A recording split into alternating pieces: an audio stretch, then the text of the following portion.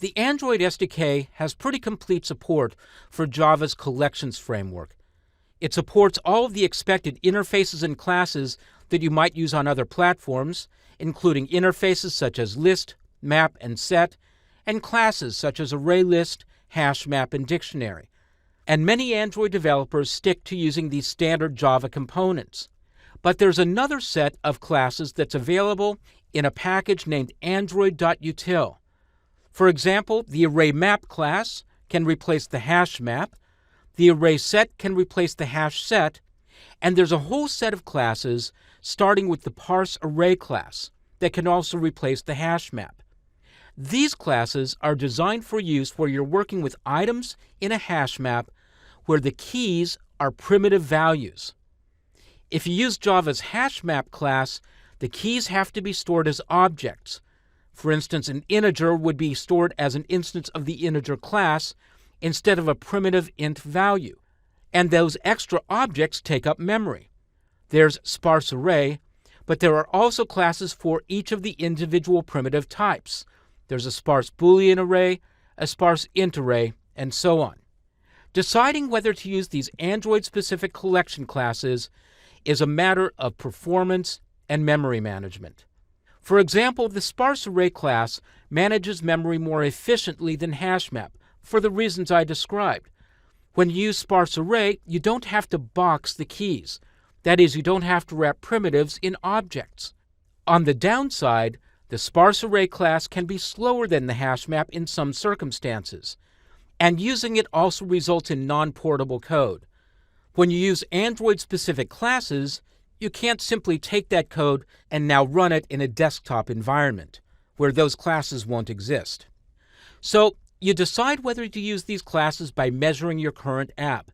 This can safely be termed micro-optimization, because the differences can be very, very small. And I'll show you an example in a project that I've included in the exercise files.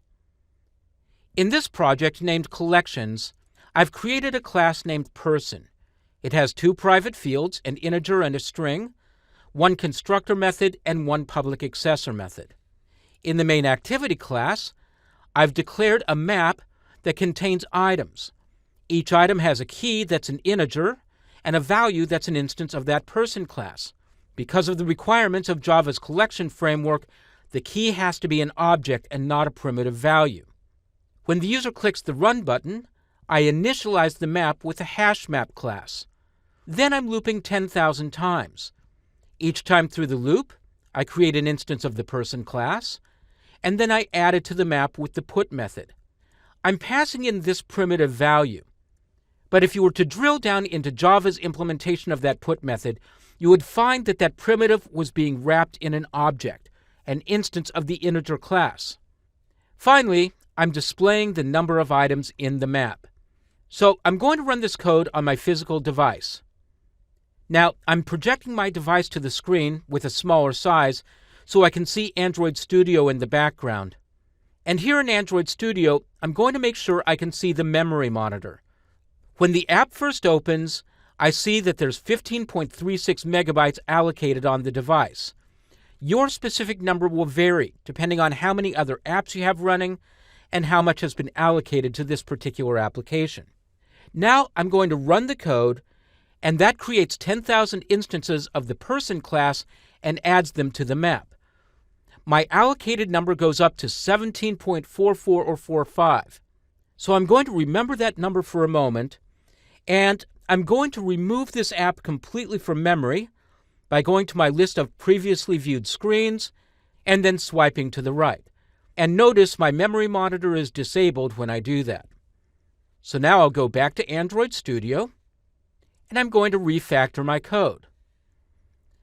I'll go up to line 19 where I've declared the map, and I'll comment that line out and uncomment the line below, where I'm now using a sparse array. The sparse array only has one generic type, the type of data you're storing. It assumes you're going to use a native value internally as the key. Now I'll go down here to the code where I'm instantiating the object, and once again I'll comment and uncomment. I'll do that here within the loop. Instead of calling map.put, I'll call sparseArray.append, And notice once again I'm passing in a primitive value as the key. And finally I'll change this line of code, so instead of calling map.size, I'm calling sparseArray.size. I'll press F2 to make sure I don't have any leftover code that isn't supposed to be there. I'll comment out these imports that I no longer need. And now I'll run the app again. Now once again, when the app first opens, it shows a memory allocation of about 15.35. I'll run the code, and I see a tiny bit less memory is now being used. On my previous test, I used a whole third of a megabyte more than I did in this example. So what good does this actually do for me? I'm working here on a Nexus 5X, one of the most recent devices from Google, and I see an infinitesimal difference in the amount of memory that's being used.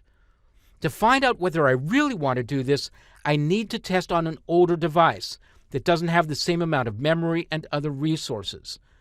In my example, if I were to decide that I was only going to support newer devices, I wouldn't bother with this refactoring. Again, it's micro-optimization, and in many cases it won't make that big a difference.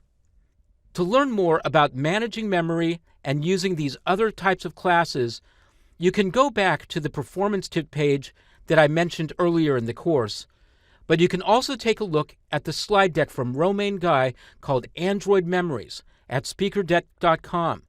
In this slide deck, he gives some great measurements on exactly how much memory each kind of class consumes when you store data with it in an Android app, and also gives some recommendations of pros and cons for the Java versions of the collections framework versus Android's own.